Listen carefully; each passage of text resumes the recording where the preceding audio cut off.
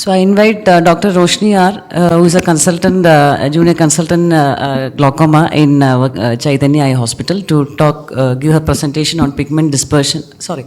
Pigment dispersion syndrome and glaucoma. Thank you, ma'am.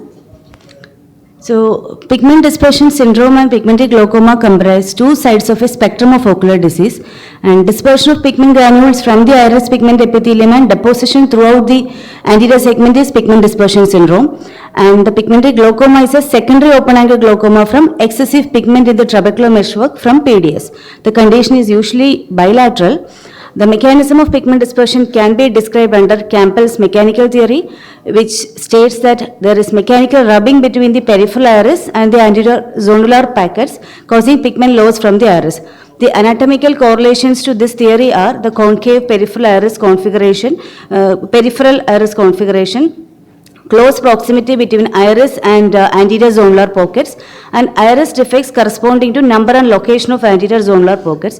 There is yet another theory, which is abiotrophic theory, which states that there is premature degeneration of cells associated with genetic defects. PDS, though commonly sporadic, positive family history of glaucoma in 26% of patients have been noted, and an autosomal dominant pattern with incomplete penetrancy is reported. And chromosome 7q35 to 36 has been isolated and shown to increase the risk of pigment dispersion syndrome. Pathogenesis, there are definitely risk factors and an anatomical predisposition. Myopia and deep ACR are the risk factors, and other risk factors are posterior iris insertion to ciliary body, larger concave peripheral iris, inherent weakness of iris pigment epithelium, and long anterior zonules. So when the pigments are released, these pigments are engulfed by the trabecular meshwork endothelial cells. There will be a phagocytic overload, cell injury, cell death, and collapse of collagen beams and obliteration of outflow path, resulting in increased IOP and glaucoma. So this is a long anterior zonule trait, which is a new mechanism proposed for liberation of pigment in pigment dispersion syndrome. This is a variant of pigment dispersion and represents the radially oriented zonular fibers that insert more centrally than usual on the anterior capsule, and pigment dispersion results from this posterior iris shafting against these centrally located zonules. So these are the normal zonular insertion. These are the long anterior zonules, and these are the long anterior zonules which are pigmented. Reverse pupillary block is another mechanism explained in pigment dispersion syndrome. The iridolendicular touch in PDS works like a flap valve mechanism, and aqueous is allowed to travel unidirectionally from posterior chamber to anterior chamber. There is no escape of aqueous from the AC, and posterior bowing or rubbing of the pigment epithelium to zonular pockets occurs. But reverse pupillary block is not unique to pigment dispersion syndrome. It can be induced by exercise, accommodation, blinking, or eye movements even in normal eyes. So this is a UBM picture showing reverse pupillary block during accommodation. We can see the posterior bowing of the iris and the pupillary block. Clinical picture, the diagnosis of PDS is usually in the second or third decade. Pigmented glaucoma is more common among males, but PDS is equally prevalent. Approximately 80% of PDS patients are myopic, and risk of developing PDS increases as the extent of myopia increases. A young white myope is a typical case. Probability of conversion to pigmented glaucoma at 5 years is 10% and at 15 years is 15%. Symptoms, early cases are asymptomatic, but episodic blurred vision with exercise can occur. Late cases, peripheral visual field loss followed by central visual field loss from glaucoma occurs. The signs, the corneal signs are important, which are the Krukenberg spindle on the endothelium, which are pigment granules phagocytosed by endothelial cells. These are not pathognomonic of pigment dispersion syndrome. These do not harm the endothelium, do not cause visual symptoms also. Other findings are deep anterior chamber, posterior iris bowing, mid-peripheral iris transillumination defects, anisocoria, the larger pupil being on the side of transillumination, and iris hyperpigmentation. Pigment accumulation on zonules and lens equator are named as Shee stripe and Sen-Meyer's lines. Gonioscopy is very important in pigment dispersion syndrome. It will show open angles, back-bowed iris, and increased dense uniform trabecular pigmentation.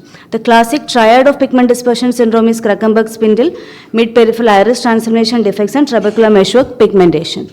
The amount of pigmentation in the angle does not correlate directly with the risk of developing converting from PDS to pigmentary glaucoma, but is directly related to the severity of glaucomatous optic neuropathy. Pigment reversal sign is seen with aging and older patients. In older patients, as the pigment clears, the superior angle might have more pigmentation than the inferior. The reverse is usually normal, but this occurs in older patients. A quiescent or burnout phase occurs as the patient ages. Fundus evaluation, there is increased risk of retinal detachment in these patients up to 6 to 7%. Retinal breaks and lattice degeneration are common up to 20%. And when there is pigmentary glaucoma, optic nerve head changes of glaucoma occurs. The cause of the disease is more aggressive in pigmentary glaucoma than in a typical POAG. Differential diagnosis is pseudoexfoliation syndrome, uveitis, pigment dispersion with PCIOL, pigmented uveal tumors, trauma either surgical or non-surgical, and primary open-angle glaucoma also. Investigations, good clinical examination is very important. Other investigations are gonioscopy, ASOCT, and visual field and OCT RNL for the glaucoma. Ultrasound biomicroscopy is also very important because it shows the posterior iris insertion, iris concavity, and iridozonular contact. Treatment.